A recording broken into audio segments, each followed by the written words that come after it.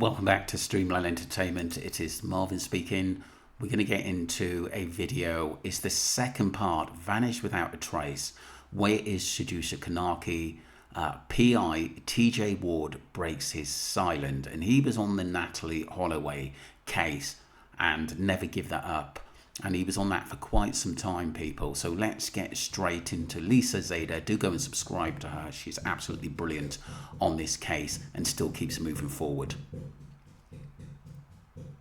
Because I feel like there's always, when you go through things that people say, you can always figure out if they're telling the truth. I don't know. Maybe I just have a keen knack for it, but I'm a mom and I can always tell when my kids are lying, okay? I can always tell when my kids are being forthcoming, depending on the information that they tell you versus the information that they keep out.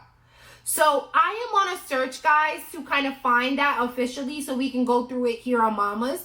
But TJ Ward did list several inconsistencies in his statement, which I think is very important.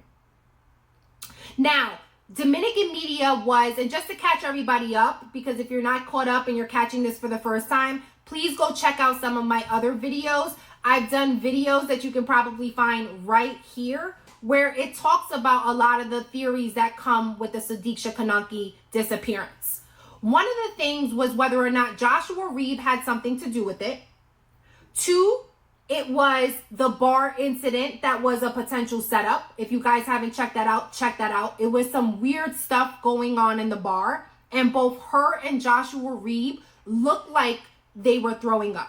Don't want to speculate, but I don't know what else you would be hovering over for. I think I've heard somebody in the comments be like, they weren't vomiting. I'm like, to me, you're stepping out, you're on the grass, you're hovering over.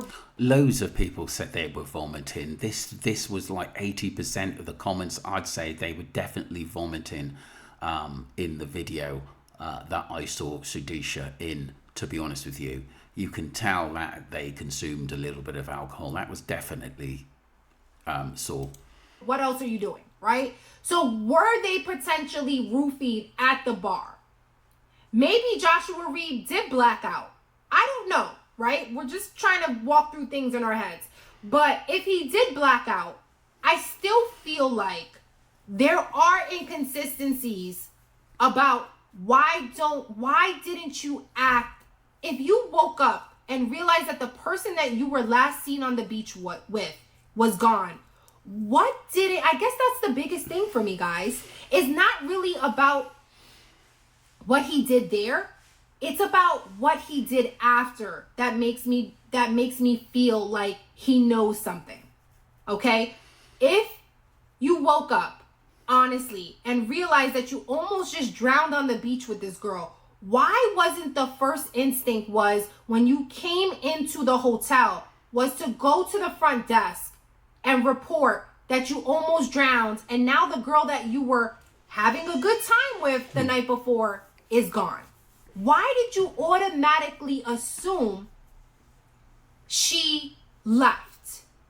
Now, another interesting fact that I don't think that a lot of people spoke about, and of course your girl's going to bring it up here, is if he left the beach, and let's just say he was on the same lawn chair or around the same area that they were on together, why didn't he find it strange that her cover-up and her slippers were still there? Why didn't it click to him?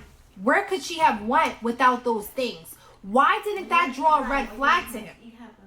That is something that I will never understand. Just like how I would never understand how this man came back without his shirt and his shoes. Like, for me, guys, I'm not gonna lie, this whole situation is giving cover-up. It's giving the real resort does not want to take accountability for a 20-year-old girl going missing on their premises. I don't think people are talking about it. This girl did not go missing off the resort. This girl did not go missing on a freaking on an excursion in a different place. She went missing on the resort. Yeah, and they're not taking really responsibility for it. And I do think there were other people on that beach. Wasn't there? The lighting went down for a little while as well. That was odd. That was very, very suspicious to me. And maybe some of the CCTV couldn't see due to there being a power cut. That was very, very odd to me. When I first heard this case, it just seemed like to me it was a bit of a setup.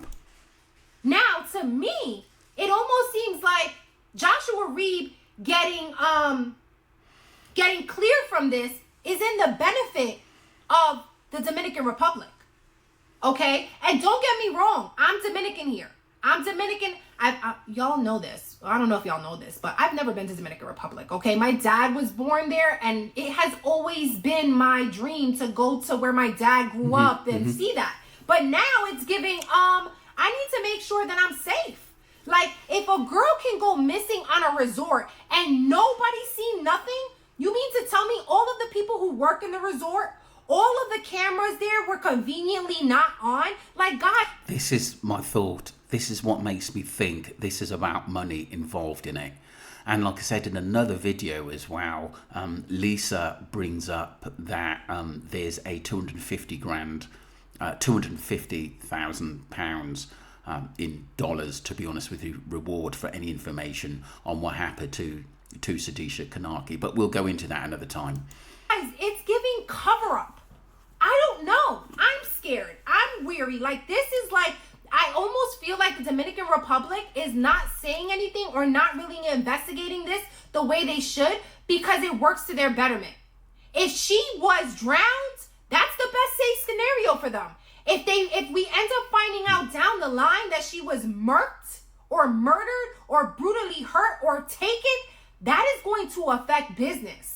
So it almost sounds to me that it is convenient for the Dominican Republic and the Dominican Republic investigators for this. Much like the Jay Slater case, it is convenient for them to say it was a fall, and this one basically that she drowned.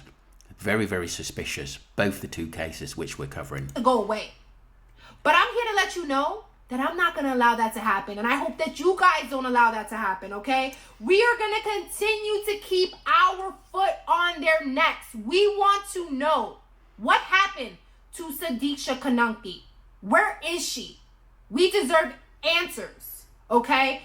You guys drop me down in the comments. Let me know what you think. If you guys have not subscribed to the channel, I don't know what you're waiting for.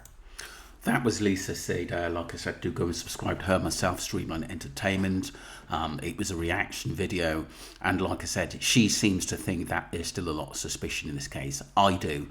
And like I said, let's just hope that the family do get this PI, TJ Ward, on the case, because I think he's the man for the job. Let me know what you think, people. And let me know your thoughts on the case so far. Now it's died down a bit. And like I said, do you think this TJ Ward should look into this case more? Looking forward to your messages, people. Thank you.